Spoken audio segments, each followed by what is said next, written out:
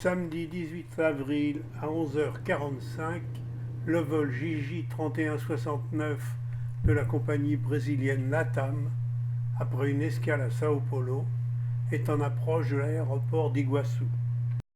La ville d'Iguaçu est une ville très animée.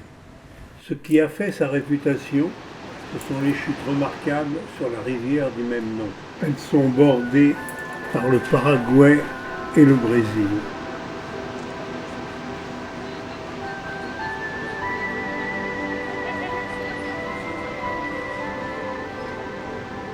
Les chutes d'Iguaçu comptent parmi les plus belles du monde. C'est un ensemble de 275 cascades formant un front de 2,5 km. La plus haute d'entre elles atteint 80 mètres de hauteur. Au plus fort de l'année, l'ensemble des cascades déverse 6 millions de litres d'eau par seconde, c'est-à-dire l'équivalent de 30 piscines olympiques.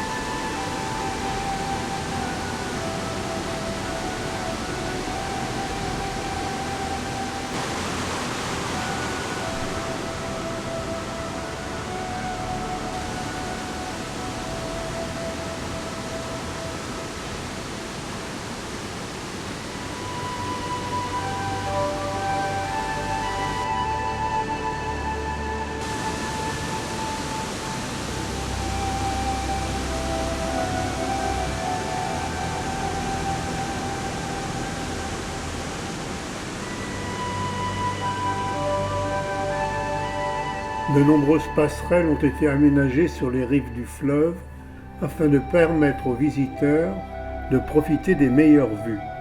Ceux d'entre eux qui ne craignent pas une bonne douche peuvent s'avancer sur la passerelle du diable.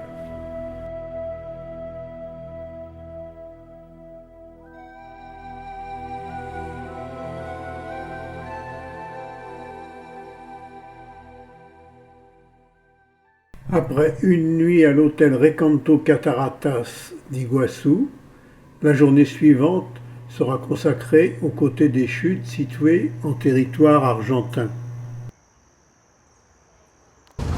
Sur le rivage argentin, un petit train à propulsion électrique longe le rivage jusqu'à la station de Garganta.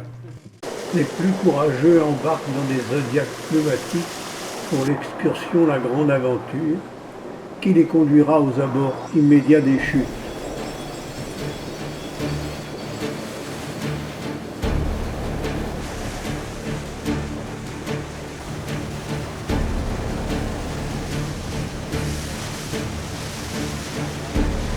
Le bateau atteint maintenant les chutes des Trois Mousquetaires.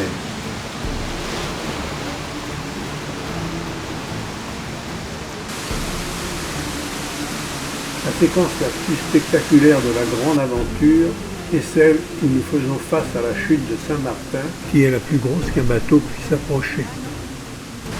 Ici, il faut ranger les caméras dans un sac étanche, car le Zodiac va traverser la chute et nous allons subir la douche la plus mémorable de notre vie.